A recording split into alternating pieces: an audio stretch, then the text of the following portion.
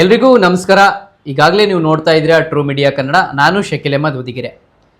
ಕರ್ನಾಟಕದಲ್ಲಿ ಈಗಾಗಲೇ ಇದೇ ತಿಂಗಳು 29ನೇ ತಾರೀಕು SIR ಪ್ರಾರಂಭವಾಗಲಿದೆ. BLOಗಳು ಏನು ಮಾಡ್ತಾರೆ, ಅವ್ರ ಜೊತೆ ನೀವು ಏನು ಮಾಡಬೇಕು ಅನ್ನೋದನ್ನು ಇವತ್ತು ನಮ್ಮ ಜೊತೆ ಮಾಹಿತಿಯನ್ನು ಕೊಡಲಿಕ್ಕೋಸ್ಕರ ವಿಶೇಷ ಅತಿಥಿಯಾಗಿರುವಂಥ ಡಾಕ್ಟರ್ ಇಸಾಕ್ ಸರ್ ಅವರಿದ್ದಾರೆ. ಕಾರ್ಯಕ್ರಮಕ್ಕೆ ಸ್ವಾಗತ. ನಮಸ್ಕಾರ ಸರ್. ಇದು SIR, ಮೊದಲನೇದಾಗಿ SIR ಅಂದರೆ ಏನು, ಯಾಕೆ ಮಾಡ್ತಾರೆ ಅನ್ನೋದು. SIR ಅಂತ ಹೇಳಿದರೆ ಇದು ಯಾವುದೇ ಗೌರ್ಮೆಂಟಲ್ಲಿ ಅವ್ರದ್ದು ಹಕ್ಕದು. ಪ್ರತಿ 10 ವರ್ಷಕ್ಕೊಮ್ಮೆ ಅವರು SIR ಮಾಡ್ತಾರೆ. 24 ವರ್ಷ ಆಗಿದೆ. ಅದರಲ್ಲಿ ಎಷ್ಟೋ ಜನ ಸತ್ತೋಗಿರ್ತಾರೆ, ಎಷ್ಟೋ ಜನ ಬೇರೆ ಕಡೆ ಪರ್ಮನೆಂಟಾಗಿ ಶಿಫ್ಟ್ ಆಗಿರ್ತಾರೆ, ಎಷ್ಟೋ ಜನ 24 ವರ್ಷದಲ್ಲಿ ಹಿಂದೆ ಅವರು 18 ವರ್ಷದ ಆಗಿರೋಂಗಿಲ್ಲ. 18 ವರ್ಷ ಆದವ್ರದ್ದು ಸೇರಿಸ್ಕೊಂತಾರೆ, ಶಿಫ್ಟ್ ಆದವ್ರಿಗೂ ಪರ್ಮನೆಂಟ್ ಶಿಫ್ಟ್ ಆದವ್ರು ತೆಗಿತಾರೆ, ಅವರು ಡೆಡ್ ಅವ್ರಿಗೆ ತೆಗಿತಾರೆ. ಅಂದರೆ ಇಲ್ಲಿ ಡಬಲ್ ವೋಟಿಂಗ್ ಇರೋರು, ಫೇಕ್ ವೋಟರ್ಸ್ ಇರೋರು ಅದನ್ನೆಲ್ಲ ಫಿಲ್ಟರ್ ಮಾಡ್ತಾರೆ. ಆಗಲಿ. ಇವಾಗ ಇದು ಮತ್ತೆ 2002ರಲ್ಲಿ ನಮ್ಮ ಮತ ಹಾಕಿರಬೇಕು, ನೀವಿಲ್ಲ ಅಂದರೆ ನಿಮ್ಮ ತಂದೆ ತಾಯಿ ಹಾಕಿರ್ಬೇಕು, ಇಲ್ಲ ಪೋಷಕರು ಹಾಕಿರಬೇಕು ಅನ್ನೋದೊಂದು ಗೊಂದಲ ಅವಾಗ ಐತಲ್ಲ. ಈಗ ಹೊಸದಾಗ ಅವಾಗ ನೀವು ಎಲಿಜಿಬಲ್ ಇದ್ದಿಲ್ಲ, ಇವಾಗ ಎಲಿಜಿಬಲ್ ಇದ್ದೀರಿ. ಈಗ ನಿಮ್ಮದು 2025ರಲ್ಲಿ ನಿಮ್ಮದು ಓಟ್ ಇದ್ದರೆ ಅವ್ರದ್ದು ನಿಮ್ಮ ತಂದೆ ತಾಯಿದು ಏನಾರು ಒಂದು ಪ್ರೂಫ್ ಕೊಟ್ಟು ನೀವೆಲ್ಲ ನಿಮ್ಮದು ಸೇರಿಸ್ಕೋಬೋದು. ಈಗ 2025ರಲ್ಲೂ ಕೂಡ ನನ್ನ ಒಂದು ಹಕ್ಕಿಲ್ಲ. ನನ್ನ ತಂದೆ ತಾಯಿ 2002ರಲ್ಲಿ ವೋಟ್ ಮಾಡಿದ್ದಾರೆ. ಅಲ್ಲ, ಇದರಲ್ಲಿ ವೋಟ್ ಮಾಡದೇ ಇದ್ರೂ 2002ರಲ್ಲಿ ಇದ್ದರೆ ನೀವು ಐತಲ್ಲ, ನೀವು ಹಕ್ಕನ್ನು ಪಡಿಬೋದು. ಯಾಕಂದ್ರೆ ಗೊಂದಲ ಇದೆ, ನಾನು ವೋಟ್ ಹಾಕಿಲ್ಲ, ನಂದು 2002ರಲ್ಲಿ ಇತ್ತು, ನಾನು ವೋಟ್ ಹಾಕಿಲ್ಲ. ಇಲ್ಲ, ಅದೇನಿಲ್ಲ. ಜನರಲ್ಲಿ ತುಂಬ ಗೊಂದಲ ಇದೆ. ಯಾಕಂದರೆ 2000 ಮತಪಟ್ಟಿಯಲ್ಲಿ ನಿಮ್ಮ ಹೆಸರಿದ್ದರೆ ನೀವು ವೋಟ್ ಹಾಕದಿದ್ದು ಯಾವುದೋ ಕಾರಣದಿಂದ ಇರ್ತವೆ.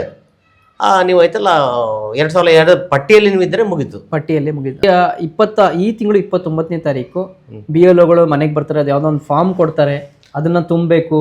2002ರಲ್ಲಿ ನಿಮ್ದು ಯಾವ ರೀತಿ ಹೆಸರಿತ್ತು ಅದನ್ನ ತುಂಬಬೇಕು, ಅಥವಾ 2025ರಲ್ಲಿ ಇರೋ ಹೆಸರನ್ನ ತುಂಬಬೇಕು, ತಂದೆ ತಾಯಿ ಹೆಸರನ್ನ ತುಂಬಬೇಕು, ಯಾವ ಕಾಲಮಲ್ಲಿ ಏನು ತುಂಬಬೇಕು ಅನ್ನೋದೊಂದು ಗೊಂದಲ. ಏನಪ್ಪ ಅಂದರೆ ಗೊಂದಲ ಆದರೆ ಅಷ್ಟೇ ಹೆದರ್ಬೇಕಾಗಿಲ್ಲ. ಅದನ್ನು ಭಾಳ ಗೊಂದಲ ಇಲ್ಲ. 2002ರಲ್ಲಿ ಅದ್ರಲ್ಲಿ ಕಾಲಮ್ ಕೊಟ್ಟಿದ್ದಾರೆ. ಅದು ನಿಮಗೆ BLOಸ್ ಬಂದು ವಿಸ್ತಾರವಾಗಿ ತಿಳಿಸ್ತಾರೆ. ಯಾರು ಅಂಥದ್ದೇನಿಲ್ಲ. ಯಾರು ನೀವು ಎಜುಕೇಟೆಡ್ ಇದ್ದರೂ ನಿಮಗೆ ವಿಸ್ತಾರವಾಗಿ ತಿಳಿಸಿ ನಿಮ್ಗೆ ಎಲ್ಲಿ ಏನು ತುಂಬಬೇಕಂತ ಹೇಳ್ತಾರೆ. ಏನಪ್ಪ ಅಂದರೆ 2002ರಲ್ಲಿ ನಿಮ್ದು ಏನು ಹೆಸರಿತ್ತು ಅದನ್ನೇ ತುಂಬ್ರಿ. ಈಗ ನೀವು ಒಂದು ಪಕ್ಷ ನಿಮ್ಮ ಹೆಸರು ಬದಲಾಯಿಸಿದ್ರೆ ಅದೊಂದು ಕಾಲಮ್ ಇದ್ದರೆ ಅದು ತುಂಬ್ರಿ. ಆವಾಗ ಐತಲ್ಲ ಏನು ಗೊಂದಲ ಏನು ಬರಲ್ಲ. ಅದ್ರ ಜೊತೆಗೆ ಐತಲ್ಲ ಫಾರ್ಮ್ ನಂಬರ್ 8 ಅಂತ ಇರ್ತದೆ. ಫಾರ್ಮ್ ನಂಬರ್ 8 ಅದು ತಿದ್ದುಪಡಿಗೆ ಅದು ತಿದ್ದುಪಡಿ ಮಾಡ್ಕೊಂಡಿತ್ತಲ್ಲ, ನೀವು ಇದನ್ನು ನಿಮ್ಮ ಓಟ್ ಇದರಲ್ಲಿ ಸೇರಿಸ್ಕೋಬೋದು. ಅದೇನು ಗೊಂದಲ ಇಲ್ಲ. 2002ರಲ್ಲಿ ತಂದೆ ತಾಯಿ ಒಂದು ವೋಟರ್ ಲಿಸ್ಟಲ್ಲಿ ಹೆಸರಿದೆ. ಹೌದು. 2025ರಲ್ಲಿ ನನ್ನ ವೋಟ್ ಇದೆ, ನಂದು ಮ್ಯಾಪಿಂಗ್ ಕೂಡ ಆಗಿದೆ. ಈಗ ನಾನು ದಾಖಲೆಗಳು ಯಾವುದನ್ನ ಕೊಡಬೇಕು? TC ಇರ್ತದೆ, ಒಂದು 11 ಡಾಕ್ಯುಮೆಂಟ್ಸ್ ಗೌರ್ಮೆಂಟಲ್ಲಿ ಕೊಟ್ಟಿದ್ದಾರೆ ಅವರು. ನಿಮ್ಮ ಎನ್ಯುಮರೇಷನ್ ಫಾರ್ಮ್ನಲ್ಲಿ ಹಿಂದ್ಗಡೆ ಎಲ್ಲ ತೋರಿಸಿದ್ದಾರೆ 11 ಡಾಕ್ಯುಮೆಂಟ್.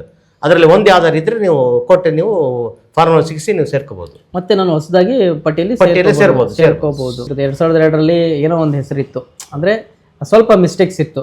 2025ರಲ್ಲಿ ಕೂಡ ನಂದು ವೋಟ್ ಇದೆ, ಆದರೆ ನಾನು ಈಗ ಹೆಸರು ಎಲ್ಲ ಸರಿ ಮಾಡ್ಕೊಂಡಿದ್ದೀನಿ.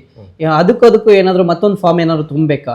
ಅದೇ ತಿದ್ದುಪಡಿ ಹೇಳಿದಲ್ಲ, 8 ಫಾರ್ಮ್ ನಂಬರ್ 8 ಅನ್ನ ನಿಮ್ಗೆ ಏನ್ ಬೇಕು ಇವಾಗ ಅದನ್ನು ತುಂಬಿಕೊಟ್ರೆ ಅದು ನಿಮ್ಗೆ ಸರಿಯಾಗಿ. ಈಗ ಮತ್ತೆ 26ರಲ್ಲಿ ಬರ್ತದಲ್ಲ, 27ರಲ್ಲಿ ಅದರಲ್ಲಿ ನಿಮ್ಗೆ ಅದೆಲ್ಲ ಕರೆಕ್ಷನ್ ಆಗಿ ಬರ್ತದೆ. 1987ಗಿಂತ ಏನು ಹುಟ್ಟಿದಾರಲ್ಲ ಅವರು 2002ರಲ್ಲಿ ಮತದಾನದ ಹಕ್ಕನ್ನ ಪಡೆದಿರ್ತಾರೆ.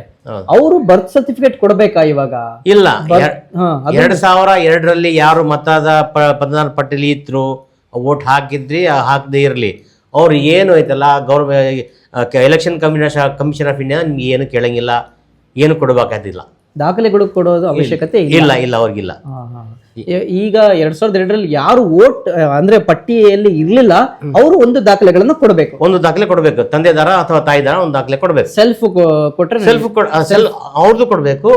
ತಂದೆದ ಅಥವಾ ತಾಯಿದ ಒಬ್ರು ಕೊಡಬೇಕು. ಇದೊಂದು ಗೊಂದಲ ಇದೆ. ಯಾಕಂದ್ರೆ 2002ರಲ್ಲಿ ಎಕ್ಸಾಂಪಲ್ ಆಗಿ ನಾನು 2002ರಲ್ಲಿ ನಾನು ವೋಟ್ ಎಲಿಜಿಬಲ್ ಅಲ್ಲ, ನಾನು ವೋಟರ್ ಎಲಿಜಿಬಲ್ ಅಲ್ಲ, ವೋಟರ್ ಆಗಿ ನಾನು ಎಲಿಜಿಬಲ್ ಇರಲಿಲ್ಲ. ಇವಾಗ ನಾನು ಏನು ಮಾಡಬೇಕು ಅಂದರೆ 2025ರಲ್ಲಿ ನಂದು ವೋಟ್ ಇದೆ, ನಾನು ಮಾಡಬೇಕಾಗಿರೋದು ನಾನು ಎನ್ಯುಮರೇಷನ್ ಫಾರ್ಮ್ ಅಲ್ಲಿ ಏನು ಅಂತಂದ್ರೆ ನನ್ನ ತಂದೆಯ ಅಥವಾ ನನ್ನ ತಾಯಿಯ ಒಂದು ದಾಖಲೆ ಕೊಡಬೇಕು, ಆಮೇಲೆ ನನ್ನ ಒಂದು ದಾಖಲೆ ಕೊಟ್ಟು ನಾನು ಫಾರ್ಮ್ ಅನ್ನ ತುಂಬಬೇಕು. ಆಯ್ತು, ಓಕೆ. ಇದೆಲ್ಲ ಪ್ರೊಸೆಸ್ ಮುಗಿಯುತ್ತೆ. ಆಗಸ್ಟ್ 5ರಂದು ಕರಡು ಪಟ್ಟಿ ಬರುತ್ತೆ. ಆಗ ಹೆಸರಿದ್ರೆ ನಾವು ಸೇಫ್.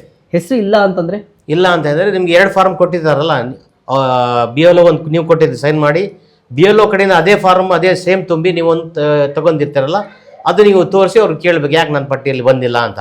ಅವಾಗ ನಿಮ್ಗೆ ಯಾಕೆ ಬಂದಿಲ್ಲ ಅಂತ ಕಾರಣ ಹೇಳ್ತಾರೆ, ಆ ಕಾರಣ ನೀವು ಫುಲ್ಫಿಲ್ ಮಾಡಿದ್ರೆ ಇದು ತುಂಬ್ಕೊಳ್ಳೋದು ಇದು ಈ ಮಾಡ್ತಾರೆ. ಎಲ್ಲದರ ಜೊತೆಗೆ ಒಂದು ನಿವಾಸಿ ದಾಖಲೆಗಳನ್ನು ಕೊಡಬೇಕು.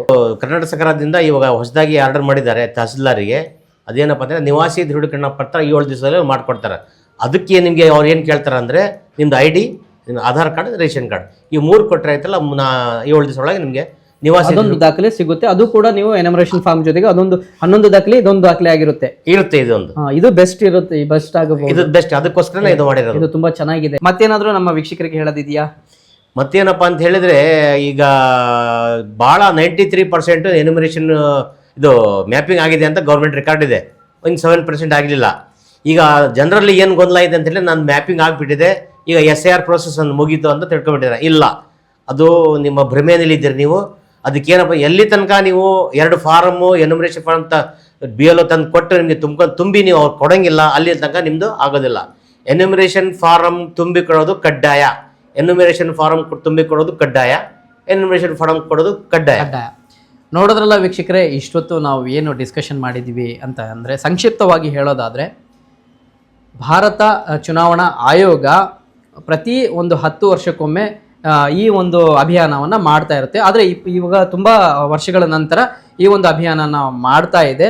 ಇಲ್ಲಿ ನೀವು ಮಾಡಬೇಕಾಗಿರೋದು ಏನು ಅಂತಂದರೆ, 2002 ನೀವು ಮತದಾರರ ಪಟ್ಟಿಯಲ್ಲಿ ಹೆಸರು ಇತ್ತು ಅಂತಂದರೆ, ನೀವು ಈಗ ಮಾಡಬೇಕಾಗಿರೋದು ಏನು ಅಂದರೆ ಎನ್ಯುಮರೇಷನ್ ಫಾರ್ಮ್ ಅನ್ನು ತುಂಬಬೇಕು, ಯಾವುದೇ ದಾಖಲೆ ಕೊಡೋಂಗಿಲ್ಲ. ಇಲ್ಲ, 2002 ನಿಮ್ಮ ಒಂದು ಲೀಸ್ಟ್ ಅಲ್ಲಿ ಹೆಸರು ಇಲ್ಲ, ನಿಮ್ಮ ತಂದೆ ತಾಯಿ ಹೆಸರು ಇತ್ತು ಅಂತಂದ್ರೆ ನೀವು ಮಾಡಬೇಕಾಗಿರೋದು ನಿಮ್ಮ ತಂದೆ ಅಥವಾ ತಾಯಿ ಯಾವ್ದಾದ್ರು ಒಬ್ರದ್ದು ದಾಖಲೆಗಳನ್ನ ಕೊಟ್ಟು ನೀವು ಈ ಫಾರ್ಮ್ ಅನ್ನ ತುಂಬಬೇಕು. ಯಾಕೆ ಮಾಡ್ತಿದ್ದಾರೆ ಅಂತಂದ್ರೆ, ಡೂಪ್ಲಿಕೇಟ್ ವೋಟರ್ಸ್ ಅನ್ನ ತೆಗೆಯೋದಕ್ಕೆ, ಹಾಗೆ ಫೇಕ್ ವೋಟರ್ಸ್ ಅನ್ನ ತೆಗೆಯೋದಕ್ಕೆ, ಆಮೇಲೆ ಯಾರು ಶಿಫ್ಟೆಡ್ ಆಗಿದ್ದಾರೆ ಅವರ ಒಂದು ನಿವಾಸದ ಒಂದು ದೃಢೀಕರಣಕ್ಕೋಸ್ಕರ ಇದನ್ನ ಮಾಡ್ತಿದ್ದಾರೆ ಅಂತ ಹೇಳಿ ಇವತ್ತು ನಾವು ನಿಮ್ಮ ಮುಂದೆ ಮಾಹಿತಿಯನ್ನು ಇಟ್ಟಿದ್ದೀವಿ. ಮತ್ತಷ್ಟು ಸುದ್ದಿಗಳಿಗಾಗಿ ನೋಡ್ತಾ ಇರಿ ಟ್ರೂ ಮೀಡಿಯಾ ಕನ್ನಡ.